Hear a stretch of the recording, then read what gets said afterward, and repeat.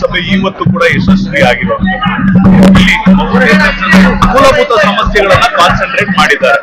ನೋಡಿ, ಈ ಭಾಗ ಇದು ಹೊಸ ಏರಿಯಾ, ಇದು ಹಳೆ ಏರಿಯಾ ಅಲ್ಲ. ಹೊಸದಾಗಿ 20 ವರ್ಷದಿಂದ 25 ವರ್ಷದಿಂದ ಸ್ಥಾಪನೆ ಆಗಿರುವಂತ ಏರಿಯಾಗಳಿಗೆಲ್ಲ ಇದು ಜಾಸ್ತಿ ಒತ್ತಡ ಇದೆ. ಇಲ್ಲೆಲ್ಲ ಮಿಡಲ್ ಕ್ಲಾಸ್ ಜನ ಇರೋದು, ಎಲ್ಲ ಮಿಡಲ್ ಕ್ಲಾಸು ಜನ ಜಾಸ್ತಿ ಇರೋದು. ಬಹಳ ಜನ ಹೊಸದಾಗಿ ಬಂದು ಸೇರ್ಕೊಂಡಿದ್ದಾರೆ. ಕೆಂಪೇಗೌಡ ಲೇಔಟ್ ಕೂಡ ಇಲ್ಲೇ ಪಕ್ಕದಲ್ಲಿ ಇದೆ. ಸೊ ಅನೇಕ ಸಮಸ್ಯೆಗಳು, ಮೂಲಭೂತ ಸೌಕರ್ಯ ಇದೆ. ಇದೆಲ್ಲ ನಾನು ಗಮನದಲ್ಲಿ ಇಟ್ಕೊಂಡಿದ್ದೇನೆ. ಅದಕ್ಕೋಸ್ಕರ ನೋಡಿ, ಬಹಳ ಜನ ಬಂದು, ನೂರಾರು ಜನ ಬಂದು ತಿಳಿಸಿದ್ದಾರೆ. ಮತ್ತೆ ಇನ್ನೊಂದಿನ ಕೂಡ ಒಂದು ಅವಕಾಶನ ಈ ಭಾಗಕ್ಕೆ ಬರ್ತೀನಿ ನಾನು.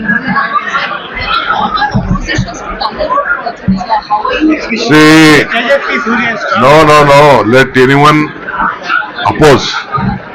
I am least bothered. I know that they put a PL. They doesn't want the government to flourish. Government should not get a good name. What is the opposition? They am not acquiring any land. Only one small land of near this Christ college or something. I think some university, some ports will be there. I will look at it personally. If it is there, I will look at the alternative also. ನಾನು ಇದನ್ನ ಇಲ್ಲಿ ಏನು ಲಾಲ್ಬಾಗ್ ಏನ್ ಹೇಳ್ತಾರಲ್ಲ, ಲಾಲ್ಬಾಗ್ ಏನು ತೊಂದರೆ ಆಗುದಿಲ್ಲ, ಒಳಗಡೆ ಹೋಗ್ತದೆ. ಒಂದ್ ಸೈಡ್ ಅಲ್ಲಿ 1 ಎಕರೆಯಲ್ಲಿ ಸದ್ಯಕ್ಕೆ ಕೆಳಗೆ ಇದನ್ನ ಕೆಲಸ ಮಾಡ್ಬೇಕಾದ್ರೆ ಉಪಯೋಗಿಸ್ಕೊತೀವಿ. ಆಮೇಲೆ ಅದನ್ನ ಕ್ಲೀನ್ ಮಾಡಿ ಪಾರ್ಕ್ ಆಗಿ ಮಾಡ್ತೀವಿ. ತೇಜಸ್ವಿ ಸೂರ್ಯ ಹೇಳ್ತಿರೋದು ಲಕ್ಷಾಂತರ ವರ್ಷಗಳ ಇತಿಹಾಸ ಇರೋ ನೋಡಪ್ಪ, ತೇಜಸ್ವಿ ಸೂರ್ಯ ಅದನ್ನ ಯಾರು ಇಡೀ ಬೆಂಗಳೂರು ಒಳಗಡೆನೆ ಕುರಿಬೇಕು, ಹೊರಗಡೆ ಏನು ಮಾರಕ್ಕಾಗಲ್ಲ. ಅವನ ಮಾತೆಲ್ಲ ಕೇಳ್ಕೊಂಡು ನಾನು ಇರ್ಸಕ್ಕಾಗಲ್ಲ. ಬಾಂಬೆಲೆಲ್ಲ ಲಕ್ಷಾಂತರ ವರ್ಷದಿಂದ ಇದ್ದಂತ ಬಾಂಬೆನ ಕುರಿತಾ ಇದ್ದಾರೆ, ಡೆಲ್ಲಿನ ಕುರಿತಾ ಇದ್ದಾರೆ. I will not yield to him at any point of time. ಹೋರಾಟ ಮಾಡೋರೆಲ್ಲ ಮಾನ್ಯ ಮಾಡ್ತಾರೆ. ಏನಾದ್ರು ಟೀಕೆಗಳು ಸಾಯ್ತವೆ, ಕೆಲಸಗಳು ಉಳಿತವೆ. ನಾವು ಮಾಡೋ ಕೆಲಸ ಜನರಿಗೋಸ್ಕರ ಮಾಡ್ತಾ ಇದೀವಿ. ಅವ್ರ ಕಾಲದಲ್ಲಿ ಏನು ಒಳ್ಳೆ ಕೆಲಸ ಮಾಡಕ್ ಆಗಿಲ್ಲ. ಏನ್ ಕೆಲಸ ಮಾಡಿದ್ರು ಅವ್ರ ಕಾಲದಲ್ಲಿ? ಖಾಲಿ ಟ್ರಂಕ್. ತೇಜಸ್ವಿ ಸೂರ್ಯ ಅಂದ್ರೆ ಖಾಲಿ ಟ್ರಂಕ್ ಅಂತ. ಶ್ರೀಮಂತರಿಗೆ ಅನುಕೂಲ ಆಗುವಂತ ರಸ್ತೆ ಇದು ಅಂತ ಆರೋಪ. ಹೌದು, ಶ್ರೀಮಂತರಿಗೆನೆ, ದುಡ್ಡು ಕೊಟ್ಟು ಹೋಗೋರ್ಗೆನೆ, ಎಲ್ಲರಿಗೂ ಆಯ್ತು. ಒಂದು ಪ್ಲಾನ್ ಆಫ್ ಆಕ್ಷನ್ ಕೂಡ ಕೇಳಿ ಅವ್ರಿಗೆ. What is this plan of action? ಒಬ್ಬ MP ಆಗಿ ಇಟ್ಕೊಂಡು ಒಂದು ದಿನ ಪ್ರೈಮ್ ಮಿನಿಸ್ಟರ್ ಹತ್ರ 10 ರೂಪಾಯಿ ದುಡ್ಡು ಕೊಡ್ಸಿಲ್ಲ. What is this plan of action to Bangalore? MP ಗಳೆಲ್ಲ ಏನ್ ಮಾಡಿದ್ದಾರೆ? ಅವ್ರ ಸರ್ಕಾರ ಐತಲ್ಲ, ಏನ್ ಮಾಡೋದು ಪ್ಲಾನ್ ಆಫ್ ಆಕ್ಷನ್? ಯಾಕೆ ಅವರು ಟ್ರಾಫಿಕ್ ಪ್ರಾಬ್ಲಮ್ ಸಾರ್ಟ್ ಔಟ್ ಮಾಡಲಿಲ್ಲ? ಯಾಕೆ ಕಸಕ್ಕೆ ಟೆಂಡರ್ ಕರೆಯಕ್ ಆಗಲಿಲ್ಲ ಅವ್ರ ಕೈಲಿ? ಯಾಕೆ ರೋಡ್ ವೈಡ್ನಿಂಗ್ ಮಾಡಕ್ಕಾಗಿಲ್ಲ? ಯಾಕೆ ಫ್ಲೈಓವರ್ ರೋಡ್ ಮಾಡಕ್ಕಾಗಿಲ್ಲ? ಏನು ಮಾಡಕ್ಕಾಗಿಲ್ಲ ಅವ್ರ ಕೈಲಿ. ನೀವೆಲ್ಲ ಕೇಬಲ್ಗಳೆಲ್ಲ ನೇತಾಡ್ತಾ ಇರೋದು ನೋಡ್ತಾ ಇದ್ದೀರಾ ರೋಡ್ಲಿ? ಯಾಕೆ ಕಟ್ ಮಾಡಿಸ್ಲಿಲ್ಲ ಅದನ್ನ?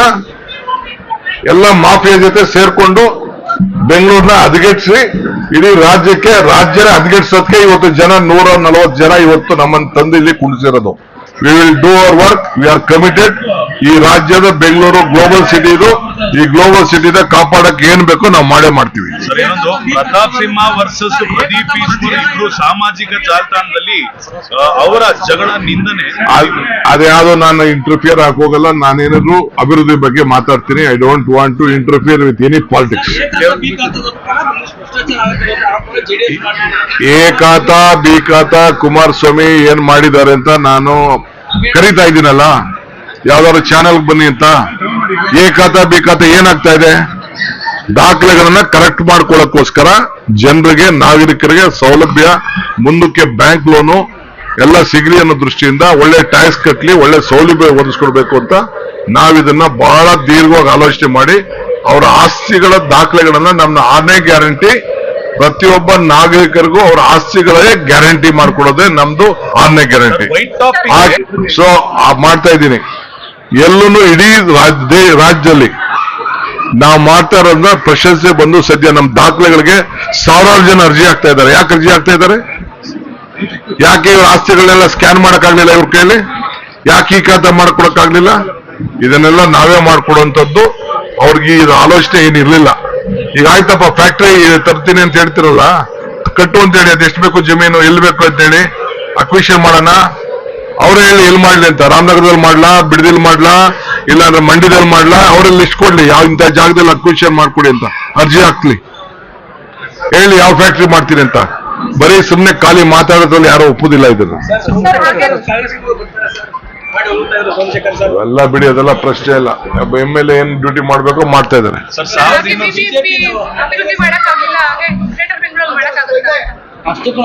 ನೋಡಮ್ಮ,